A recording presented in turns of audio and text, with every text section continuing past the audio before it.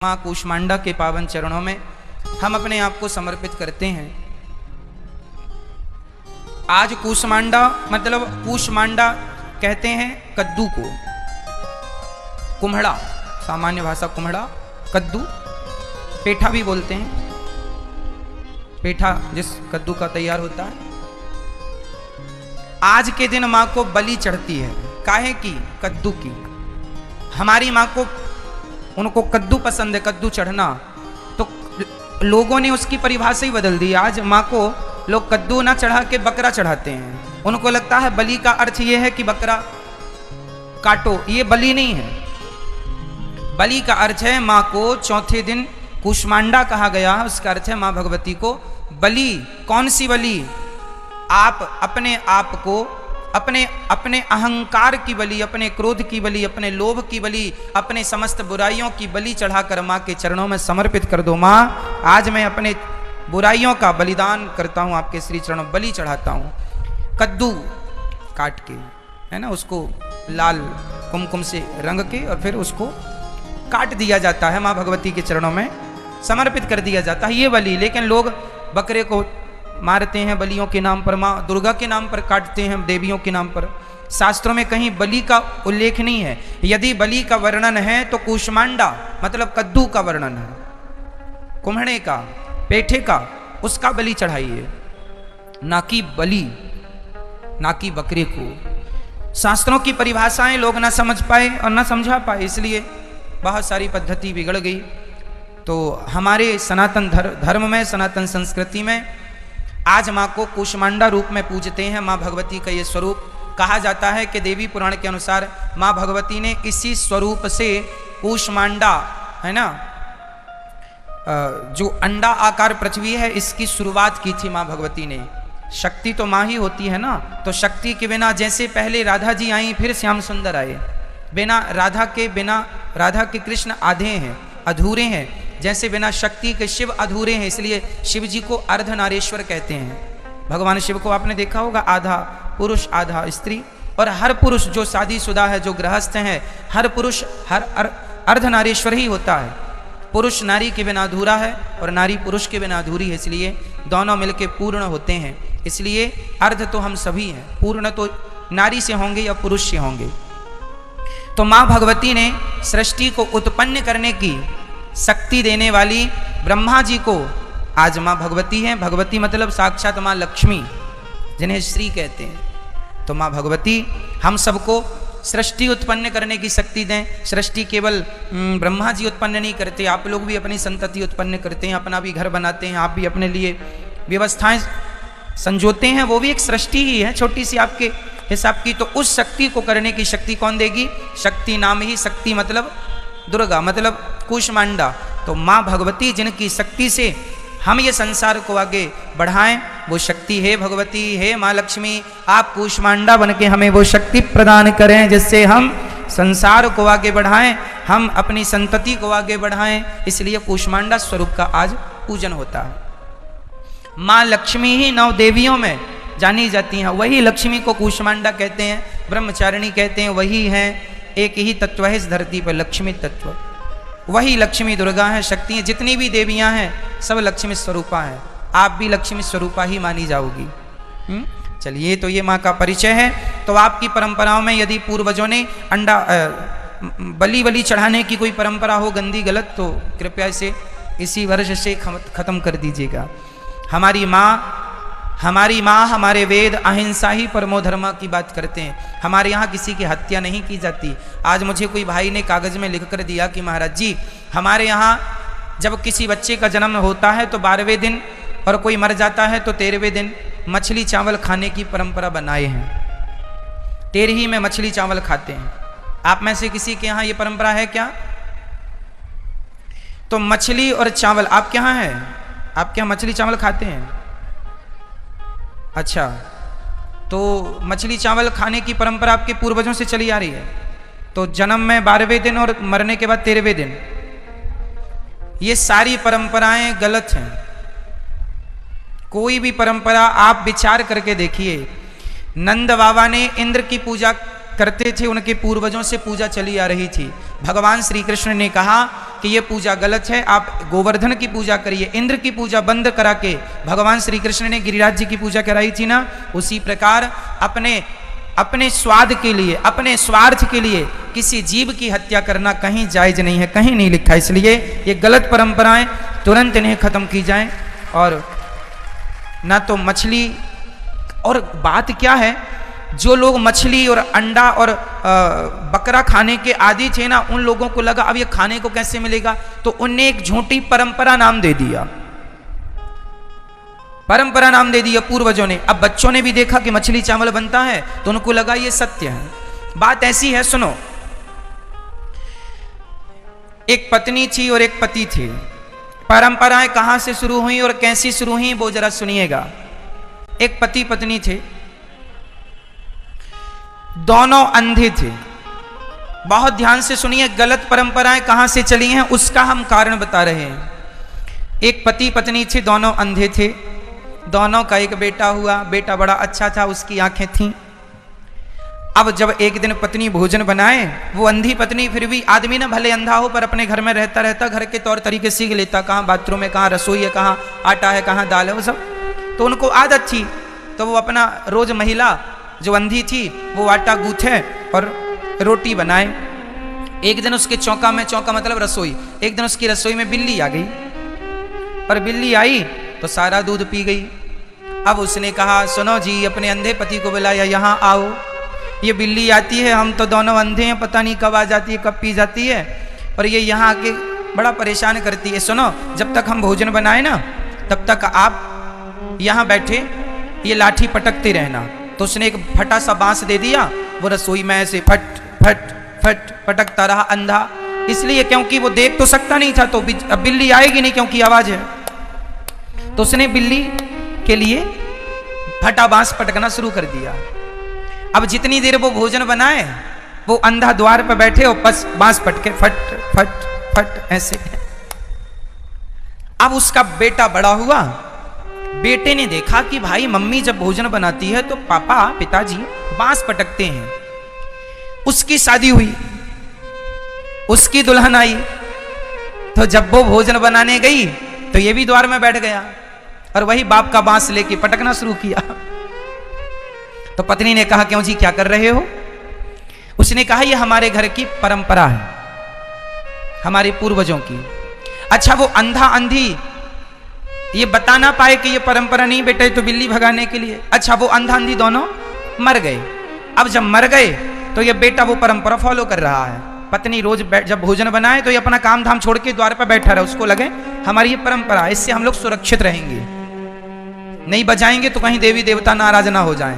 अब देखो मन की कल्पनाएं चालू हो गई। अब वो उसका बेटा हुआ, तो फिर उसने बैठ के बताया, सुनो, जब तुम्हारा शादी हो और पत्नी आवे तो जब भोजन बनाए तो भले तुम 10 मिनट पर यहाँ ये बांस फटा वाला है, ये पूर्वजों से चला रहा है, ये बजाना, ये पटकना फट फट ऐसे। अब बताओ, उन्होंने तो किया था कि बिल्ली ना आए, लेकिन इन्होंने उसे परंपरा मान लिया। उसी तरह आपके पूर्वजों में कुछ लोगों को मांस खाने की आदत ज्यादा थी, तो उनने मांस खाने का बहाना ढूंढ लिया कि शादी विवाह में एक परंपरा बना दो कि ये तो खाना ही पड़ेगा, इसी बहाने उन लोगों को खाने को मिल जाता है, और वो परंपरा के नाम पे आप लोग सदा चलाते चले आ रहे हैं क्योंकि आपको लगता पूर्वजों की है। अरे एक जो गलत परंपराएं हैं जिनका कोई साइंटिफिक रीजन नहीं है, वो गलत परंपराएं हमें बंद करनी चाहिए। हमारे शास्त्र पूरे साइंस की कसौटी में खरे उतरते हैं। जहां साइंस काम कर जाए वो हमारा धर्म है, बिना साइंस के धर्म हमारा नहीं है। हर बात हमारे सनातन धर्म की साइंटिफिक होती है, साइंस से मैच करती है। हर बात का मैं उत्तर साइंस के ढंग से आपको दे सकता हूं। बकरी मारने का कोई तर्क नहीं, किसी की हत्या अपने स्वाद के लिए, अपने स्वार्थ के लिए करना ये ठीक नहीं है। तो समझ में आए गलत परंपराएं कहां से चालू होती हैं। इसका एक दूसरा उदाहरण भी है। एक गुरुजी थे, गुरुजी का एक चेला नया नया भर्ती हुआ। अब गुरुजी के पास एक कुत्ता था। अब गुरुजी जब भी ध्यान में बैठे तो कुत्ता पास में आके बैठे, और गुरुजी का जो पूजन का पानी था, उनका जो झोली माला थी वो चाटने लगे। तो गुरुजी बोले राम राम। अच्छा वो तो साधु थे, कुत्ता ठीक है भाई, लेकिन ये चाट रहा है हमारा बर्तन, ये ठीक नहीं। तो गुरुजी क्या करें, रोज पूजा शुरू करने से पहले वो कुत्ता को पीपल के पेड़ में बांध, वहीं पीपल लगा था तो पीपल के पेड़ में वो कुत्ते को बांधते। अब चेला देखता कि गुरुजी रोज पूजा करने के पहले कुत्ते को बांधते हैं और कुत्ते को बांध के फिर ध्यान लगाते हैं। तो चेले ने समझ लिया अपने ढंग से कि जब तक कुत्ता नहीं बंधेगा तब तक ध्यान नहीं लगेगा। अब गुरुजी तो ध्यान लगाते लगाते एक दिन मर गए। अब चेला, अब वो कुत्ता भी मर गया तो उसने गली का कोई कुत्ता पकड़ लिया। वो कुत्ता पकड़ के ले आया, बोले अब मैं ध्यान लगाने बैठा हूं, पहले गुरुजी यहां पीपल में इस कुत्ते को बांधे, मैं भी बांधूंगा। तो वो कुत्ते को पीपल में बांधे, फिर ध्यान लगाए। अब वो भी रोज परंपरा बनाए और अपने चेलों से कहे सुनो ध्यान तब लगेगा जब कुत्ता पीपल में बंधेगा। तो परिणाम क्या हुआ, फिर वो परंपरा चालू हो गई। मतलब कोई और छोर नहीं है, कोई सिरपाव नहीं है बातों का, लेकिन फिर भी चूंकि पूर्वज करते रहे तो हम भी करेंगे। तो कुछ हमारे समाज में, हमारे सनातन धर्म में कुछ लोगों के यहाँ गलत परंपराएं हैं। उन गलत परंपराओं का हमें, आज की आप युवा पीढ़ी हैं, आज के आप सत्संगी हैं, आप इन गलत परंपराओं का खंडन कीजिए। और बुजुर्गों ने जो चालू किया है वो कोई सिरपाव नहीं है उन परंपराओं का, कोई तर्क नहीं है उनका। किसी की हत्या किसी भी देवी देवता को प्रसन्न नहीं कर सकती। हमारे वेदों का पहला वाक्य है अहिंसा ही परमो धर्मः।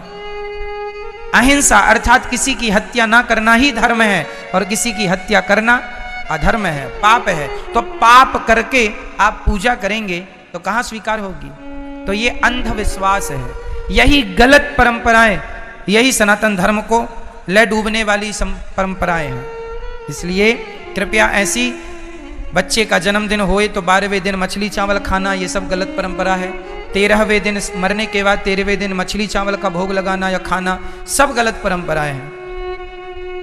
बकरी का मांस खाना प्रसाद के नाम पर, कई लोग तो बकरा मारते हैं और पूरे परिवार में बांटते हैं। जो मांस नहीं खाते उनको भी ये प्रसाद है, प्रसाद खा लो भैया। तो नाली का भी थोड़ा खा लिया करो, नाले का है ना, सीवर का सब चौक पड़ा रहता है। मांस खाना कौन सी समझदारी है भाई। किसी जीव की हत्या अपने स्वाद के लिए करना, ये बिल्कुल, शास्त्र इसकी कोई परमिशन नहीं देता। आप शास्त्र विरुद्ध काम करेंगे तो शास्त्र विरुद्ध काम करने वाले को ही घोर नरक जाना पड़ता है। शास्त्र विरुद्ध काम करने वाले को घोर नरक जाना पड़ता है। इसलिए कदापि ये गंदी हरकत ना करें, गंदी बातें। कूष्मांडेति चतुर्थकम, ऐसे 9 दिन की 9 देवियां हैं। अच्छा ये नवरात्रि की 9 देवियां ये कहां से शुरू हुई, कौन है ये, आपको कोई जानकारी है इस विषय में? नहीं, चलो हम बताते। यह जो 9 देवियां हैं, यह जो जिसे आप दुर्गा कहते हैं, माता दुर्गा, किनकी बेटी हैं ये? इनका जन्म यहीं ब्रजमंडल में हुआ था और ये माता यशोदा की पुत्री हैं। किनकी बेटी हैं? माता, जब भगवान कृष्ण का जन्म हुआ तो भगवान ने मां यशोदा के पास योग माया को भेजा, जाओ जरा हमारे जन्म में तुम जरा मदद करो। उन्होंने कहा हमें क्या लाभ मिलेगा? बोले भगवान बोले हम साल में एक बार कृष्ण जन्माष्टमी के दिन लोग हमारा व्रत उपवास करेंगे और तुम्हें तो साल में 2-2 बार नवरात्रि में 9 दिन इकट्ठी पूजी जाओगी, जाओ। जब भगवान श्री कृष्ण को छोड़कर वसुदेव जी आए और एक कन्या को साथ में जो लेकर आए, वही कन्या माता दुर्गा है। वही कन्या जिसे कंस ने पत्थर पर पटकना चाहा और वही कन्या हाथ से छूटकर अष्टभुजाधारी बनी और उन्होंने कहा तुझे मारने वाला तो यहीं कहीं पैदा हो गया है कंस। और उस दिन से आज तक वह देवी 9 देवियों के नाम से जानी पहचानी पूजी जा रही। तो माता भगवती दुर्गा का जन्म स्थल भी ब्रजमंडल ही है। समझ में आ रही है बात? तो इसलिए हाँ,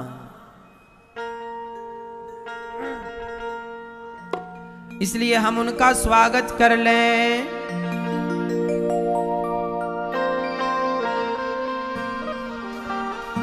यह जो माता रानी है, यह अनेक नामों से जानी जाती हैं। इन्हें केला माता भी कहते हैं। जब माता सती अपना शरीर त्यागती हैं और वही माता सती का शरीर जलता हुआ भगवान शंकर लेकर गए, तो 52 जगह पर माता जी के अंग गिरे, तो 52 शक्ति पीठ हो गई,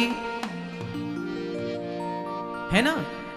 ज्वाला माता में माता जी की जिह्वा गिरी, आज तक हजारों साल हो गए वहां से अग्नि निकल रही है। हाँ, कामाख्या माता मंदिर में, कामाख्या ब्रह्मपुत्र नदी के तट पर गुवाहाटी में माता की योनि गिरी, तो आज भी वहां माता की एक शक्ति पीठ है और आज भी साल में एक बार वहां से मां को रक्त निकलता है। आज भी वो माँ वहां पर रजस्वला होती हैं, रक्त निकलता है, ये हम नहीं कह रहे।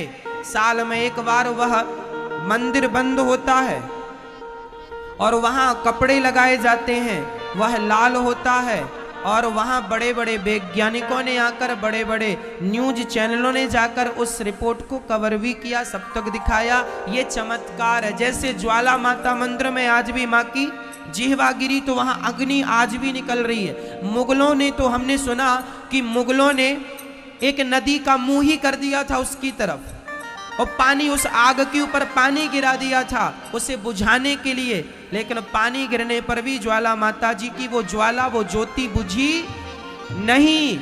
यह हमारे सनातन धर्म का प्रमाण है।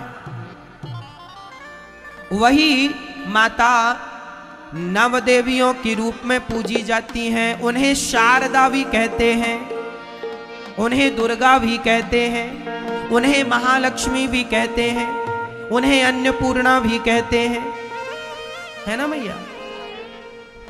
तो आज मैया शारदा को याद करते हैं कि पहाड़िया में आसन लगो है, ऊंची पहाड़िया में मंदिर बनो है, मंदिर में मैया को आसन लगो है, आसन पे बैठी महारानी मोरी शारदा भवानी, अंगना पधारो महारानी। बोलिए अम्बे मात की जय हो।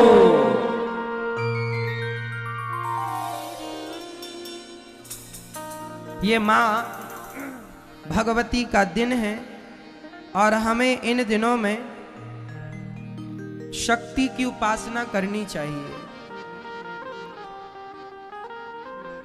शक्ति की उपासना कहते हैं इन दिनों में आप अपने मंत्र का जाप करेंगे तो आपका मंत्र जल्दी सिद्ध हो जाएगा।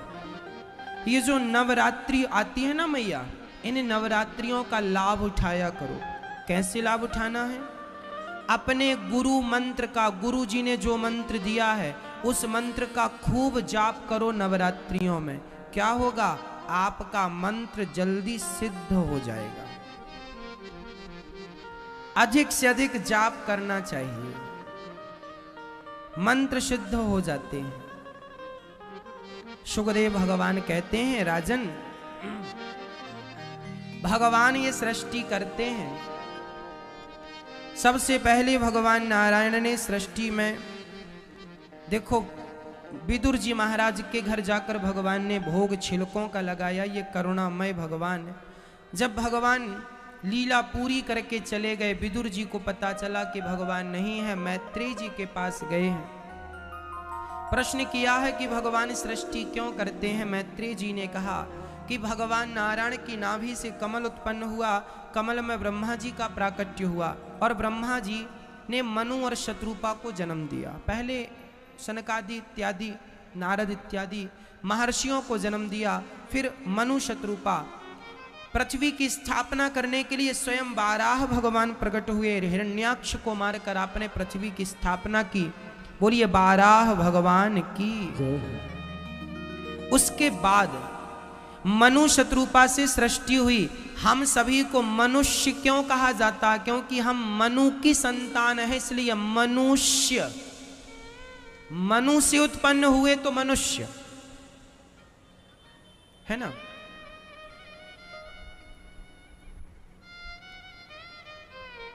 तो मनु की संतान है हम लोग। मनु जी की 3 बेटियां और 2 बेटे हुए हैं। कोई आपसे पूछे कि आप किसकी संतान हैं, तो मनु की संतान है। हमारे पूर्वज जो हैं, सबसे पहले पूर्वज कौन है हमारे? मनु।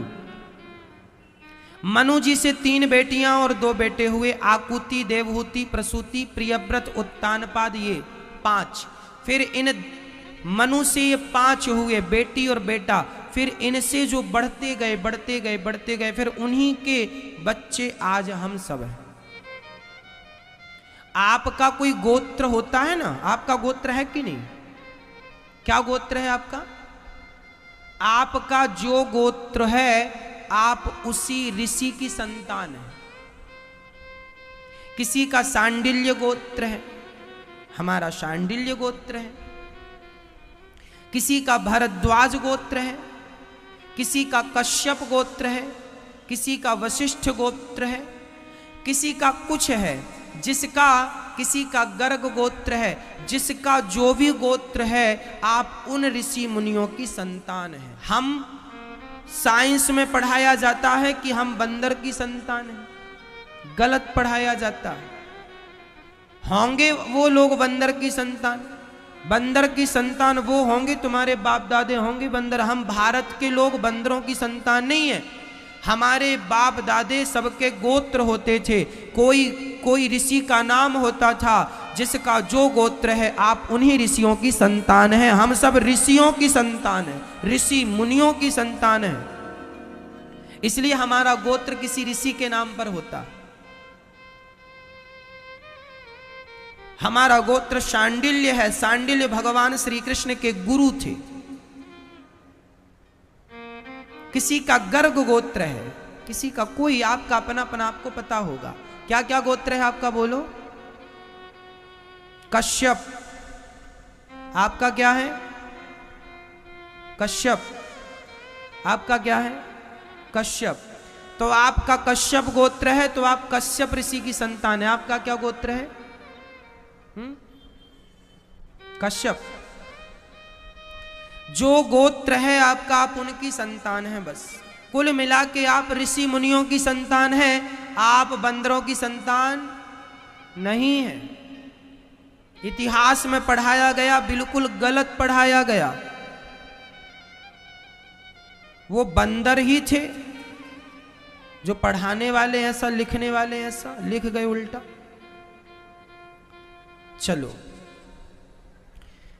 मनु जी महाराज की 3 बेटियां, आकुति का विवाह रुचि प्रजापति से, देवहूति का विवाह करदम जी। ये करदम जी कौन? ये ब्रह्मा के पुत्र, ब्रह्मा जी के पुत्र करदम जी। आकुति का विवाह रुचि प्रजापति से हुआ, जिनके यहां यज्ञ भगवान हुए। माता देवहूति का विवाह करदम जी से हुआ, जिनके यहां कपिल भगवान हुए।